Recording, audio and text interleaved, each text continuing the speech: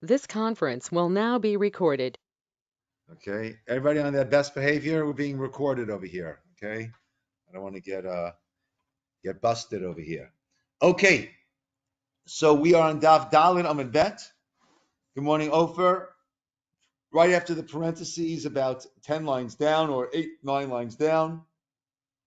And what we're working on is as follows. Again, our Mishnah spoke about 4 things that were 2 that are 4.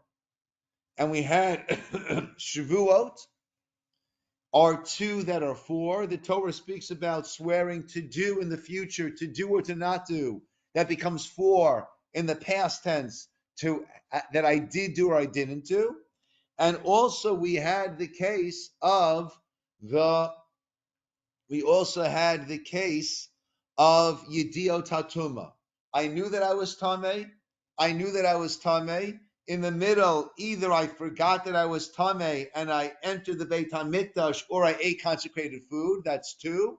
That becomes 4. That in the middle, I didn't know that I was entering the Mikdash, or I didn't know that I was eating consecrated food. The problem in our Mishnah is who's the author that holds both of those cases are 4. Rabbi Yishmael says in the first case of Shavuot, it's only 2. And Rabbi Akiva holds in the case of the impurity, it's only 2. So we tried to say it's Rabbi Yishmael, Rabbi Akiva, then we came out that actually it's Rabbi, and he's the one who actually holds by Shavuot, not like Rabbi Yishmael, that it's 4, and by Tuma, not like Rabbi Akiva, that it's 4. We showed yesterday at the very end where he explicitly argues, Rabbi explicitly argues with Rabbi Akiva and says that by Tuma, if in the middle you either forgot that you were Tameh, or you didn't know that it was Kodesh or Mikdash, you'll be liable for that sacrifice in all those 4 cases. Now the Gemara wants to know, how do we know that Rabbi Akiva would say that when it comes to Shavuot, you're liable for the future and the past, and it's 2 that is 4? So the Gemara now asks, Rabbi Akiva, my time. Okay, so how do we know that Rebbe holds that? Let's actually go to 4 lines from the top. The last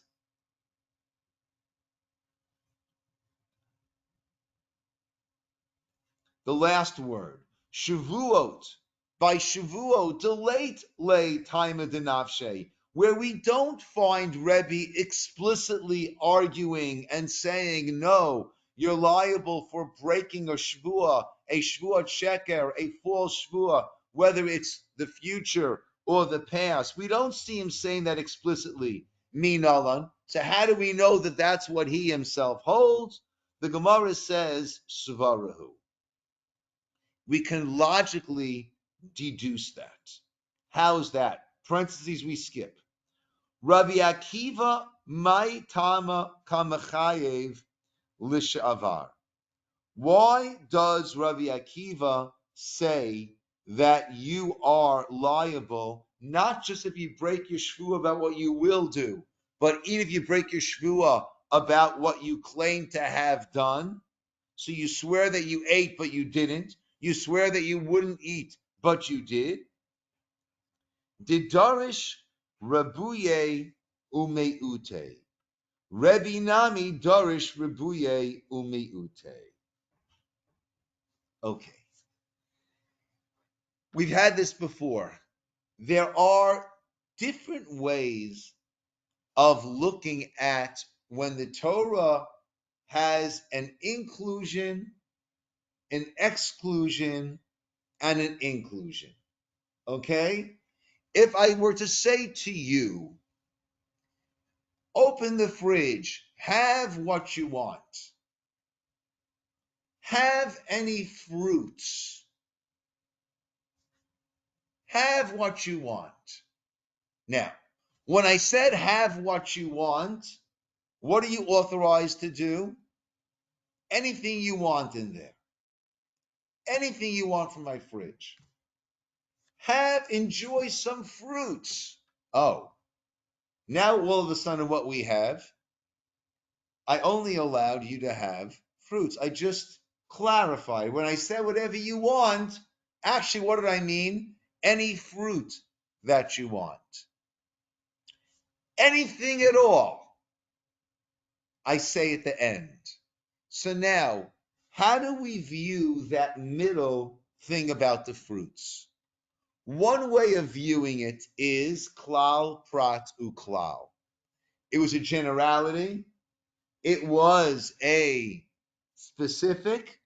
It was a generality. What's that generality coming to include?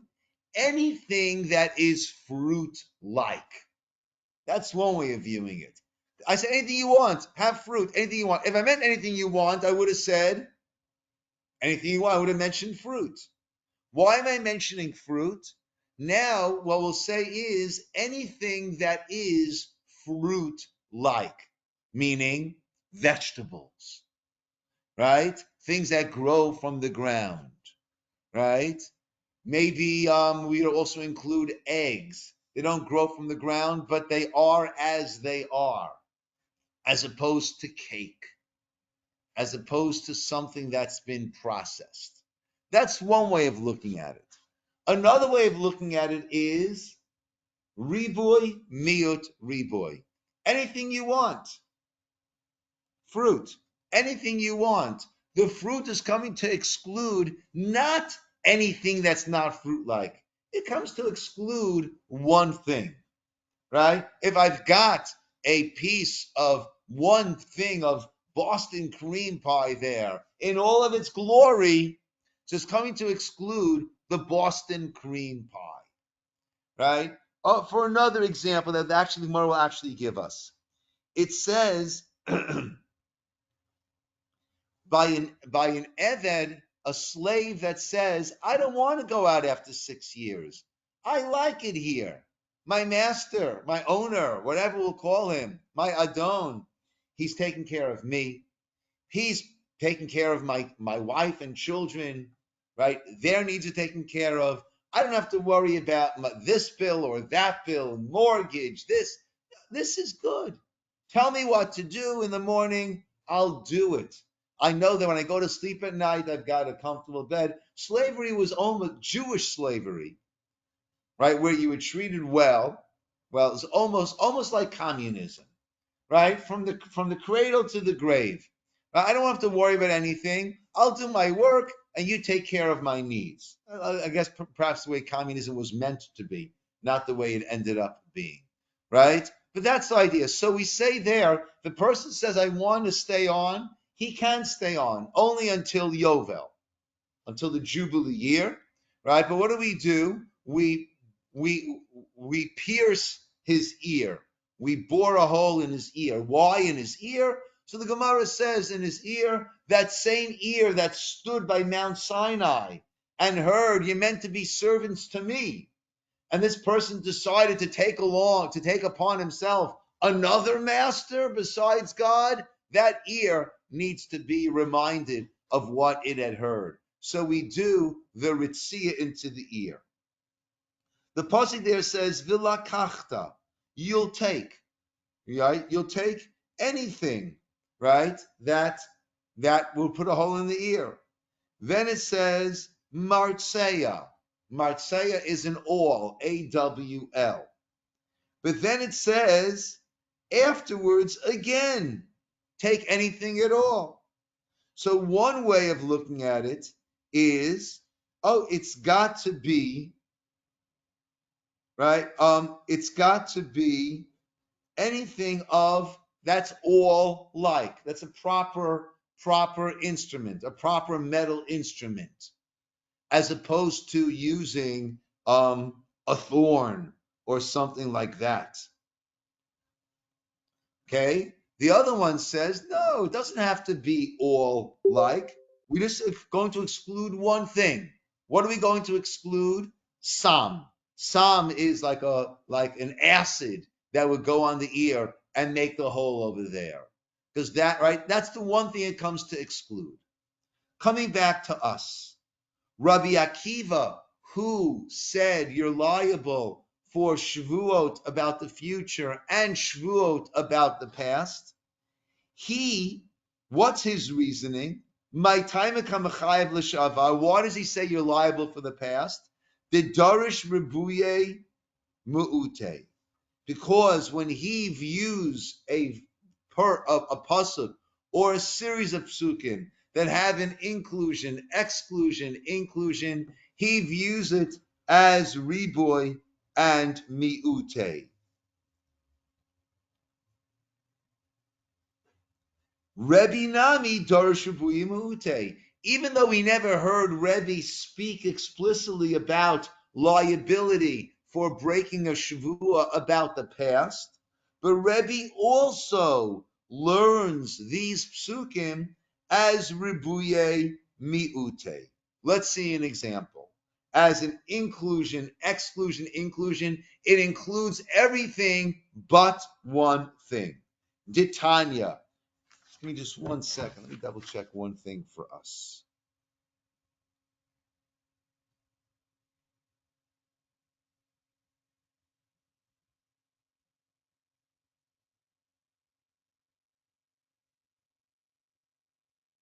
Yeah, okay. Where do we see that? Okay. Ufduyav mi ben chodesh. If a person has a firstborn male son, what must one do? When he is ben chodesh, 30 days old, we do pidyon haben, redemption of the firstborn. What's that redemption all about? Well, originally it wasn't the Kohanim who would do the service in the Beis Hamikdash. It was the firstborn son of every family would do the service. Good morning, Ian. Would do the service in the Beit Hamikdash. Because of the sin of the golden calf, the Chet HaEgel, it was taken away from the firstborn sons, and instead it was given over to the Kohanim to do it. So the Kohanim sort of have a claim on the firstborn son. You belong to us. You're supposed to work for us. You're supposed to be doing this work. So the parents redeem the firstborn son, Pidyon Haben, by giving Ufduyav, the pasuk says that you will redeem. Okay, that right? It would seem that you can redeem with anything. Titania, Rebbe says, B'chol podin b'chor adam. You could redeem, use any type of instrument, any type of financial instrument to redeem your firstborn son, chutz min hashtarot, except for a shtar. Meaning, if I have a document that says that Ness owes me these 5 shekel, I can't use that document to give that to the Kohen and tell him, now you collect. Even though that's worth about the 5 shekel, it's an instrument with which one can collect. Nevertheless, we don't use that. V'Rabbanan Amri, the Rabbanan say, B'chol podin b'chor adam. They say you can redeem your firstborn son with any instrument you want, chutz, but not with avadim. If you own an eved, a servant, you can't give that servant as the payment to the Kohen. Shtarot, you can't give the document that so-and-so owes you money. Karkaot, I can't give land to the Kohen as payment for this redemption of my son. So Rebbe says the only thing we're excluding is the document. The Rabbanan say, no, we're excluding a document, we're excluding a servant, we're excluding land. What's the reasoning? What is the basis of their dispute over here? My time of the Rebbe, what's Rebbe's reasoning? Darish ribuye umeute. he views it riboy miyot riboy. So what do we exclude? We only exclude one thing.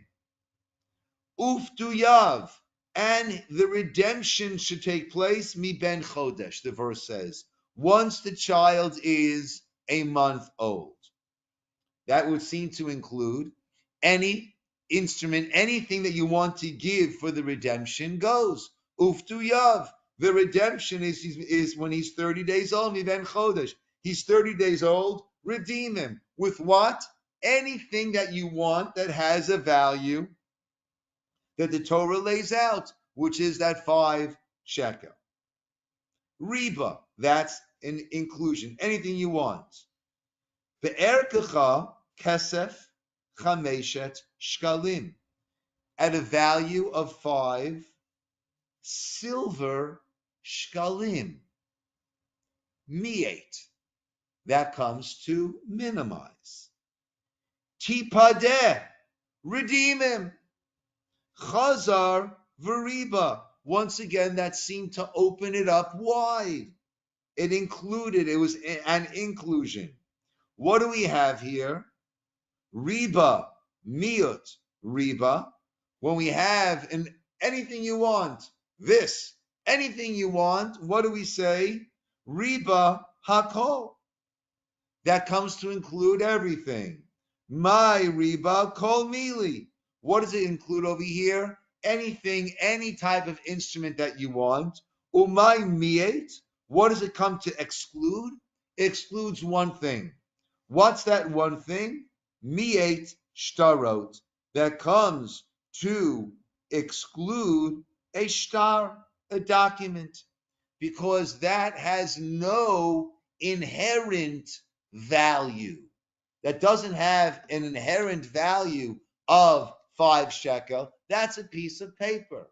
With that piece of paper, you can then go and redeem. It's interesting. When we do today Pidyon Haben, right, we don't use a $5 bill or a $20 bill. Why not? Well, a dollar bill also, right, doesn't really have inherent value. We have an agreement with the government. We hope the agreement will last and be honored.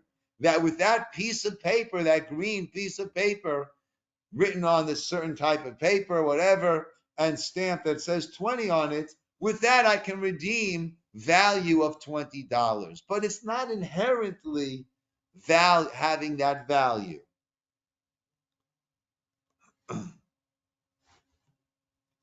That's one way of looking at it.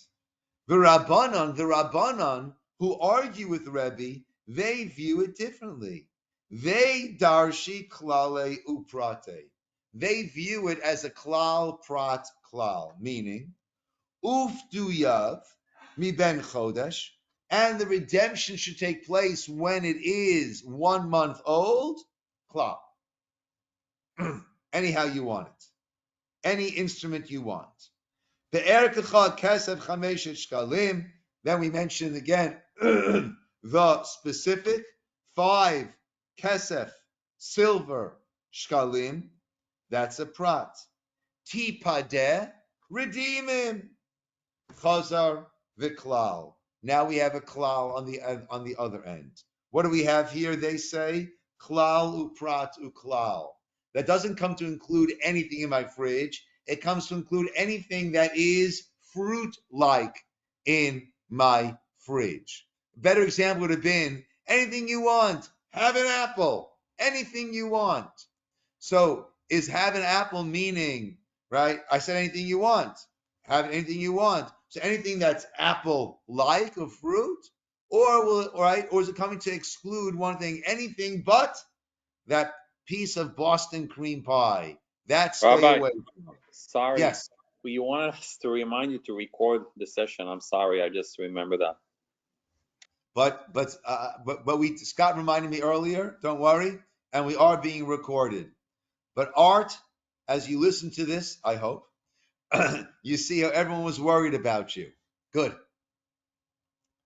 Okay. Iatadan elkeina prat. According to the Rabbanan, no. It's not riboy miyat riboy, including everything but one thing documents. No, it's everything that is money-like. What makes it money-like? Ma prat mufurash davar hamitaltel, something that is movable, not what we call real estate, but something that is movable. Vigufo mammon, and it has its own inherent value. Afkol, so too will include everything that is davar hamitaltel, that is movable. Vigufo mammon, and has inherent value. Yatsu karkaot, we're going to exclude land. She'ena metaltalin, that's not movable. You can't move that. Yatsu avadim, will exclude servants. Why? Shehukshu likarkaot. We find that in the Torah we put them together next to land. They are compared to land, and therefore they'll have the same restrictions when it comes to redemption, the same exclusion, we'll say, that you can't be used for redemption. Yatsu shtarot, and will exclude the document that says Nes O Siner 5 Shkalim, Avapisha Metaltlin, even though that is very easily mobile, transportable, Ein Gufo Mammon, but it does not have inherent value. So what we want to say is, so we see over here that Rebbe didn't view it as prat, as klal prat klal. Rather, Rebbe viewed it as riboy miut riboy, in which case he's only excluding one thing. So, and therefore, that's how we'll see later on in the tractate that that's how Rabbi Akiva, by him viewing the Torah's, yes, no, everything as a riboy miyad riboy, that's how he learned out that you're liable not just lehara, lehetiv, by the Shavua, by the oath, which means the future, but also the past. That's how Rabbi Akiva said you're liable also for a Shavua about the past. Rebbe, we see also when he looks at the Torah, he looks at it as riboy miyat riboy. Therefore, he too will be learning that you're liable to that's four when it comes to oaths, not just the two in the future will, won't, but the two in the past did or did not. So right now we have, who's the author of our Mishnah? Rebbe. And when it comes to Shavuot, he holds like Rabbi Akiva, you're liable also for the past, even though he didn't say that explicitly, but he views the psukim the same way Rabbi Akiva views the psukim, that it comes to include, exclude, include everything but one thing. And that's how Rabbi Akiva reached the conclusion that you're liable also for the past. Rebbe also approaches things in that way. Therefore, he'll also hold you liable for the past. And when it comes to the halam, not being liable, not just if you forgot that you're tamei, but if you forgot that this was consecrated or that this was mikdash, also liable. There he holds like Rabbi Yishmael, that you're liable for all four, and that we explicitly heard him say that you're liable not just if you forgot about your tumah, but also if you forgot about the mikdash. Good, right? Not so fast. We thought we're good. Amalei Ravina la Meimar. Ravina says to my Meimar, 1 second. Rebbe Darish Ribuye Umiute. You're showing me over there by the redemption of the firstborn that Rebbe viewed the Torah as riboy miyut. V'haRebbe klali aprati darish. I'm going to show you elsewhere that Rebbe darshans, Rebbe expounds, learns using the method of klal prat uklal, which only adds on things that are similar to the middle. And if that's what he holds when it comes to Shavuot, then he won't be including Shavuot of the past. And he can't be the author who personally holds that Shavuot is also 2, that's 4. Where do we see that Rebbe holds klal pratu klal, that we don't add on that we don't add on everything? We only add on things that are similar in nature to that middle apple, to that middle specific that was given. And this is what I mentioned to you before about the Eved, the servant, who loves his master and wants to stay on. He's happy with this life. And what do? Then we will pierce his ear. The Tanya that we learned, Martseya. Martseya is an all. Ain li ella Martseya. I only know that the only way that you can do that is with an awl. An awl is a metal piercing instrument, right? And you've got to use all your strength. You've got to give it your all. Sorry. Okay. Anyhow. Minayin lirabot hasol. How do you know that you could also use soul is a sharpened piece of wood? Sira is a thorn. Machat is a needle. Hamikadeach is a like a drill. Vahamikatev is some sort of writing instrument that also, I guess, could put a hole in the ear, pierce the ear. Tamaloma, the pasuk says, "Vilakachta, take that martseya. Kol davar shenilkach biyad. Anything that is a hand, anything that could be taken in your hand, you could use that. Divrei Rabbi Yossi bar Yehuda. That is the opinion of Rabbi Yossi bar Yehuda. Rebbe Omer, Rebbe says, no, not so fast. Martseya, we had this specific in all. If you're coming to add on, what must it be? It must be all like. Ma martseya miyuchad shel matechet. The martseya, what is the property of a martseya? It is a metal implement, a metal instrument.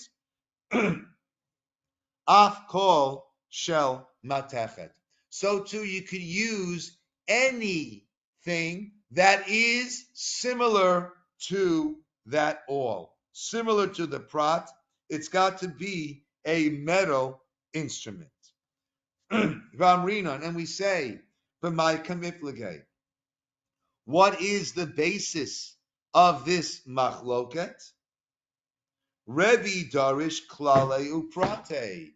Rebbe, he views this as a klal uprat. We don't add on everything but one thing. We add on anything that is similar to that middle clause. Rabbi Yossi bar Yehuda darish rebuye umiute. Rabbi Yossi the son of Yehuda, he learns riboy miut. And therefore, Darish riboy umiute. And therefore he says, we're adding on everything but one thing. It could be an awl. It could be a drill. It could be a writing instrument. It could be a wooden instrument. It could be a thorn. It just can't, it excludes one thing. What's that one thing we mentioned before?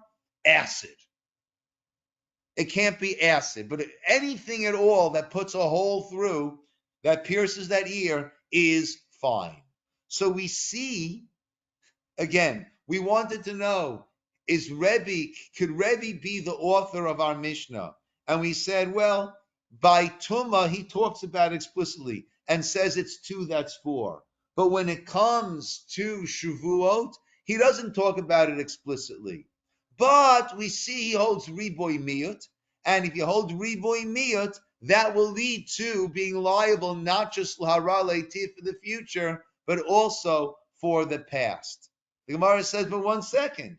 Rebbe sometimes uses riboy miyut, as he did by the redemption. You can redeem the child with anything but a document, but you can with land, you can with a servant.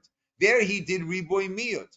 Yet when it came to the nirtza, the piercing of the ear, there he used a klal pratu klal, and he only added on things that were metal instruments like the awl that's mentioned in the pasuk. So then we're back in a quandary. What does he use by Shavua? By oaths, does he use riboy miyut and include the past also, and he could be our author? Or does he use klal prat and he won't include the past, and we're still left, who is our masked Tana? Who is the author of our Mishnah? The Gemara explains, no. I'll tell you why it is that we said Rebbe must learn Shavuot oaths using riboy miyut, and therefore will be including the past, even though we see that he sometimes uses klal prat, which would not include a shvuah about the past. It's not arbitrary. There's a very, very clear parameter as to when Rebbe uses riboy miyut, when Rebbe uses klal prat, and that's why we said that when it comes to Shavuot, he must be holding riboy miyut, and therefore he includes the past. Shavuot about the past, not just I will or I won't, but also I did or I did not.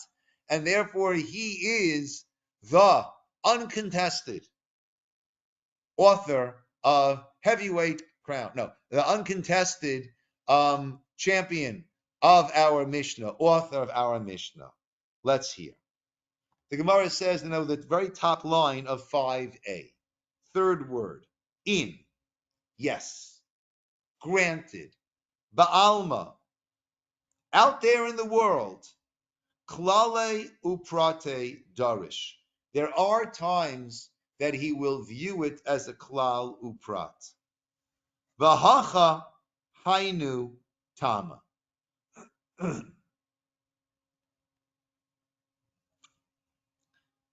Now, let me give a little background for a moment before we see this. The classic structure is klal, generality, then specific, then generality. Okay? However, there are times where the two klals are back to back. And then there's a specific. Some say that in those cases, we take that specific and we view it, we do a transplant. We view it as if it is in between the two klals. Right? So it's a classic A, generality, B, specific, A, generality. But sometimes it's written, so it's normally written A, B, A. But sometimes it's written AAB. And there are those that say, take the B and put it between the AA and view it as an ABA, and you can learn it as a klal, prat, klal. Rebbe says, 1 second. Over here by the martseya, by the piercing of the ear, there it's written ABA. That's where Rebbe says we view it as a klal, prat, klal. We'll only add on things that are similar to this awl, right? Which is a metal instrument, any metal instrument. But when it's AAB, as it was in the case of the redemption, there Rebbe says, no, if it's AAB, don't take the B and put it between the A and say only things that are similar to that. No, we had an A, everything, followed by an A, everything, followed by a B, some sort of an exclusion, that will only come to exclude one thing. That's why over there, in the case of the redemption of the son, that's why he viewed that as a only excluding one thing, documents, but including land, including servants. Why? Because he doesn't say, take that B and stick it between the AA. Rather, he says, no, that we view as including everything but one thing. And by Shavuot also, it's an AAB setup. And therefore, he doesn't say it's got to be similar to the future, right? But even the past, and it comes to exclude only one thing, which would probably be a Shavuot Shav, right? An oath in vain. Let's see that inside. Yes. Ba'alma, in general, Rebbe at times does do klal uprat. He views it as he did by the piercing of the ear of the servant, as a klal prat klal. And we only add on things that are similar in nature to the prat. And it's got to be a metal instrument. It can't be a thorn. It can't be that wooden instrument. Vahacha, hainu tama.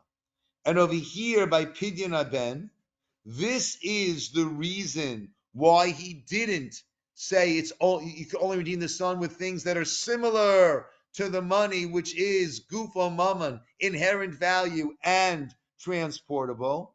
Why did he not view there like a klal pradu klal? Kedetana devei Rabbi Yishmael, like the teaching that was done in the house in the yeshiva of Rabbi Yishmael. The Tana, as it was learned, devei in the yeshiva Rabbi Yishmael, bamayim, bamayim.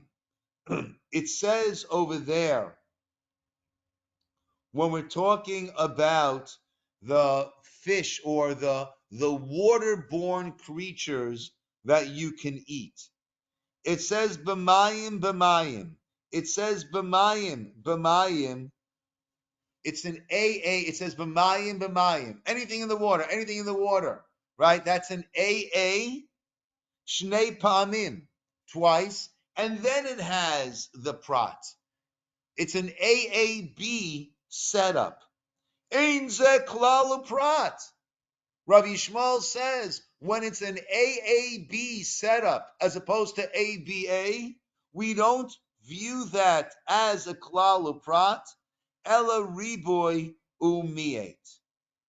Rather, that's a riboy miet. That's how Rebbe holds. You only view it as, you only learn out klal pratu klal to add on only things that are similar when it's an ABA setup, not an AAB setup. V'Rabbanan, whereas the Rabbanan, Amar Ravina explains, can Amri b'Mara, like to say in the West, in Israel, Kol makom sha'ata motzei shtei klalot asmuchot zeh lezeh. Whenever you find two generalities, one next to the other, when it's an AA followed by the prat, by the specific, hatel prat beinayim. We transport that AAB setup. We take the B and we place it. We view it as if it's placed in between them. We view it as an A.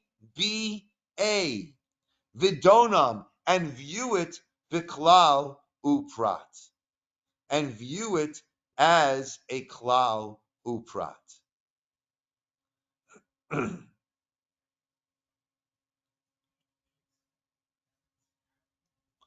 Okay, so that's how we view the contradiction in Rebbe's approach.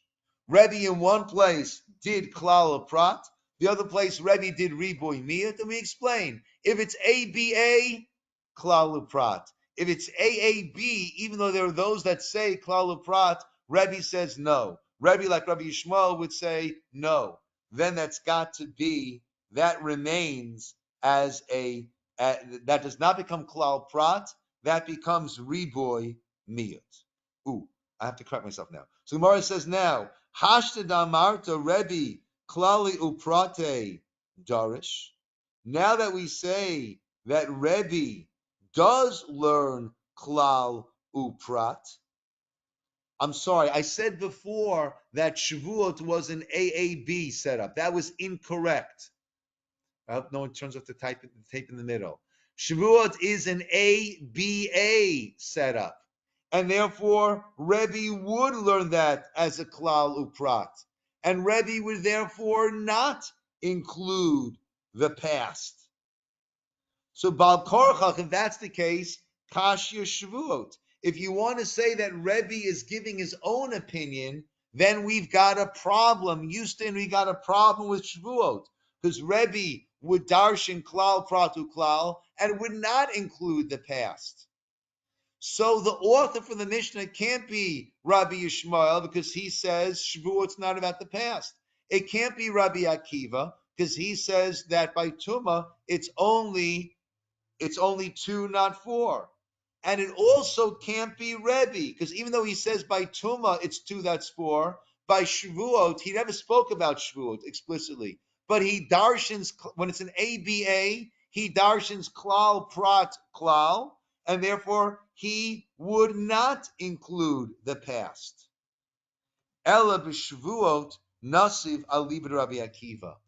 So we have to say, when we're trying to sort out the Mishnah, we have to say, Rebbe, when he said that Shavuot are 2, that's 4, he was bringing that according to the opinion of Rabbi Akiva, v'lei lo svirle. He himself does not agree with it. But rather, when Rebbe composed the Mishnah, what was he saying? There are opinions, valid opinions. I might not agree with them, but there are valid opinions, and based on those valid opinions, there are 4 cases that are 2, that's 4. Shabbos, everyone agrees, 2, that's 4. By the skin lesions, the leprosy, everyone agrees, 2, that's 4. When it comes to Tumah, there are those that say 2, that's 4, and I, Rebbe, happen to agree. And when it comes to Shavuot, there is those that say 2, that's 4, namely Rabbi Akiva, but I personally don't agree with that. Yes, Scott. I'm just curious. Typically, when we work through these, we usually come to a conclusion that everybody's kind of signed off and agreed, or they don't agree, or we don't know. This seems to be an unusual situation where he says, if it were up to me, I wouldn't agree, but I'm going to go along with the other guy. Is this kind of an abnormal consequence? Yes. Rebbe normally will not have a Stam Mishnah that does not follow his opinion. Remember, we said later on that there is a Stam Mishnah later on that's right. So this is not Rebbe's concluding approach, right? But later on, he does, in an non-attributed Mishnah, give his personal approach, which is that Shavuot is only going to be 2 and not 4. But sometimes we do find, Scott, that I will collect all, what he's doing over here is he's collecting 2, that's 4. There are 4 issues where we find 2, that's 4. Right? I don't necessarily agree that all those cases, but you should know if I have a baseball card collection, right? So I might have some players that I don't really root for. But if I got a baseball card collection, and I have their baseball cards, they'll be part of my collection. Over here, Rebbe Lahavdil was collecting things in the Torah that start off as 2, but then expand to 4. So he brought all of those, even though he personally might not agree on the nuance that one of those actually, I disagree with those who say that it becomes 4. But these are the cases where we have the discussion of 2, that's 4. Later on, Rabbi, I'll give you a Stam Mishnah, which will give you my opinion. Here I'm letting you know, according to Rabbi Akiva, this is in the conversation. Is it actually 2 that's 4? According to Rabbi Akiva, yes. According to me, not. Okay, gentlemen. A good Shabbos, everybody. Good Shabbos. Good Shabbos. Good Shabbos. Shabbat Shalom. Shabbat Shalom from Ness.